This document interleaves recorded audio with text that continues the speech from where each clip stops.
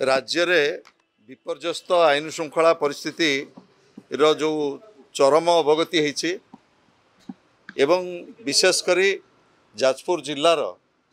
धर्मशाला निर्वाचन मंडली रे निर्वाचन परठारु आज पर्यंत 10 मास भितर जो भली भाव में पुलिस प्रशासन हाथबारिश रे जो भली भाव में अपराधीमूलक कार्य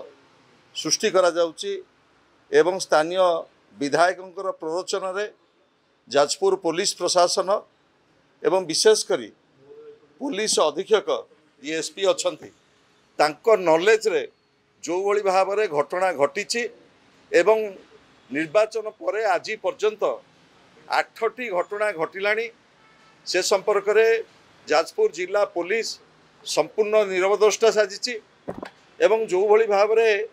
जड़े पूर्वतन विधायक को मरणांतक आक्रमण करा जायछि आज पर्यंत मध्य जो मानकु आपण माने गणमाध्यम रे देखैतिले से घटना सहित संपृक्त कौनसी अपराधी की आज पर्यंत गिरफ करा जाई नाही। आरुआ गाँ को जेतेबेले पूर्वतन विधायक जीतू बलवंतरा जाइथिले सेतेबेले तांको मरणांतक आक्रमण करा जाइथिला एवं आपण मानकर गणमाध्यम रे से कथा सबू भल भाव में प्रदर्शित करथिले एवं जाजपुर जिलार धर्मशाला रे जो आईन श्रृंखला जो प्रकार चरम विपर्य घटी से संपर्क में राज्यवासी के आपण माने अवगत करथिले। आमे आशा करूथुलु जे निश्चित भाव में पूर्वतन मुख्यमंत्री विरोधी दल नेता श्रीयुत नवीन पट्टनायक जेतेबेले उद्वेग प्रकाश कले जे धर्मशाला रे एभली घटना को निंदा कले आमे आशा करूथुलु निश्चित भाव में जिला पुलिस प्रशासन गोटे दृढ़ दृष्टांतमूलक कार्यानुष्ठान नब अपराधी मान विरुद्ध रे किंतु दुर्भाग्यर कथा जाजपुर जी एसपी अच्छी से ना ता उपरे कौनसी पदक्षेप नेले ना जो आईआईसी एसडीपीओ माने अच्छी तांको निर्देश देले ता उपरे कार्यानुष्ठान नबा पाई किंतु 3 जण अपराधी की जहाँ कह जाउची धरा जाइची बोली तांको सरेंडर करा जाइची किंतु गणमाध्यम रे जो मान को देखा जाइतिला जण को मध्य आज पर्यंत गिरफ करा जाई नाही। आज जाजपुर जिला पुलिस प्रशासन एभली आभिमुख्य विरुद्ध रे विशेषकर एसपी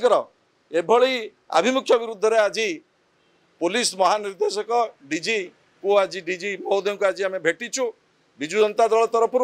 आम तरफ मान्यवर विधायक माने दलर नेतृमंडली आम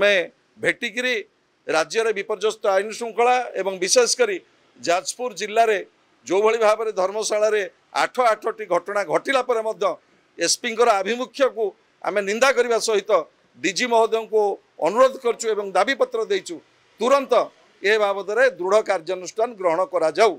एवं आम आशा रखुचु एवं भरोसा रखीचु डीजी महोदय को ऊपर निश्चित भाव में दृढ़ कार्यानुष्ठान नियाजिबो ए घटनार गोटे लॉजिकल एंड को नियाजिबो एवं आउ 15 दिन परे कौन कार्यानुष्ठान जाजपुर जिला प्रशासन नौची पुलिस प्रशासन ताको अनुध्यान कला परे आमे परवर्ती कार्यक्रम घोषणा करिबो।